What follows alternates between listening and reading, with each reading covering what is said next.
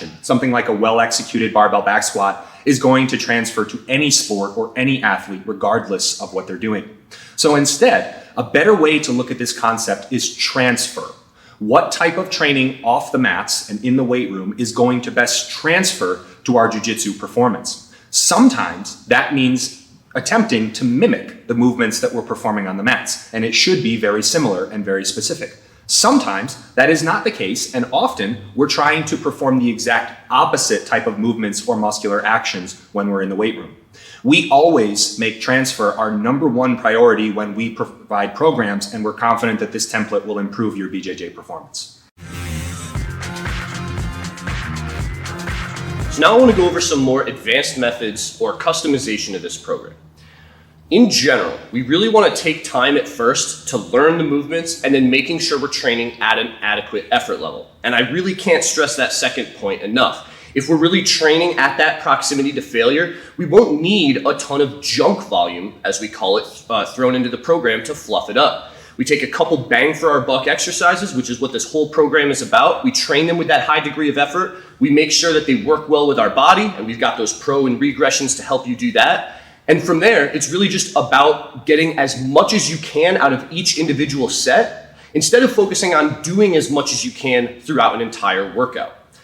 So, if you are a bit more advanced and you would like to, you could do things like supersetting the upper body pressing and pulling motions on each day. If you're a little bit pressed for time and you want to go through in a way that's still effective, but it's a little bit more efficient time-wise, you can go ahead and do that.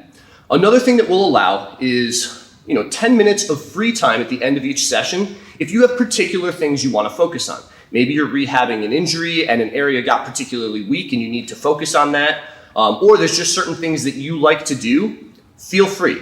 But I really want to emphasize that it's only 10 minutes, right? You can get through some of these workouts in 45, 50 minutes, sure, but we shouldn't be adding an additional 45 or 50 minutes on top. And if you're getting through faster than that, then I really recommend that you go back and check out the section on rest periods and Bryce's section on reps in reserve, so that you can really make sure that you are applying an appropriate stimulus to the body and not just trying to do as much as you can in one session.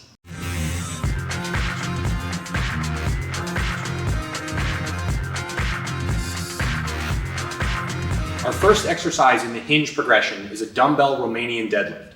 Hinge exercises are any movement that involve flexion and extension of the hips, like a door hinge, with the major muscle groups involved being the hamstrings and glutes. So Coach Sterner has a stance that's very narrow, right underneath his hips, what we would refer to as a power stance, with his hands straight down from his shoulders. He's going to try to maintain as much of a neutral or natural spinal posture as possible without rounding or arching excessively. He's going to push his hips back and away, keeping the dumbbells very close to the body until the hamstrings are tight. When your hamstrings are tight, that's the very bottom of the movement that we drive through the hips and heels to come back up to a standing position. Notice he's keeping a long spine position, a lot of space between his head and hips. Everyone's range of motion will vary, but as long as we can get somewhere to the kneecaps or lower, as you can see, Coach Turner's range of motion is very good. As long as we can get somewhere in the neighborhood of the knee, we're good to go. Our second progression for the hinge movement pattern on day one is the barbell Romanian deadlift, or RDL. Now what you're going to notice, a lot of these movement patterns have a lot of overlapping characteristics. So just like the dumbbell variation that I was just demonstrating, Coach Bryce is going to maintain a neutral spine, he's going to maintain a vertical shin throughout, and he's aiming to go down until he feels a stretch in the hamstrings and then come back up. Now a major difference here is that we really want to stress that this barbell is staying in close. He's really keeping it in close and over his laces as he moves through this movement. You'll also notice that unlike a lot of other barbell variations, this is a top-down movement. We're starting from the top, progressing down until he feels a stretch in the hamstrings, and then coming back up from there.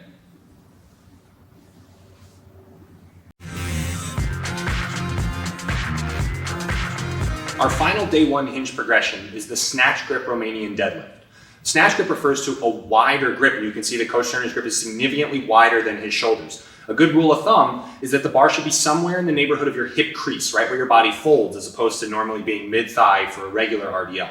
All of the other cues are going to be the same. We have a narrow power stance. The bar stays extremely close to the body. And as coach trainer sits his hips back, he's maintaining a neutral, natural curvature of his spine and a vertical shin position the entire time. Especially as the weight gets heavier and as the exercise gets harder, many people tend to want to try to turn the hinge into a squat and really move through the knees where the knees track forward. All we're trying to do here is keep a vertical shin position with the knee staying right over the ankle and moving through the hips like we're bowing or sitting our hips back as opposed to squatting.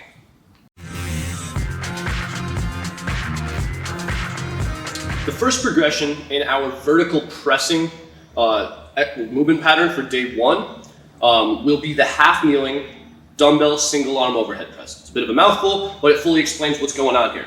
Coach Bryce is in that half kneeling position. He's holding the dumbbell in the opposite arm as the leg that's forward. He brings it up to the shoulder.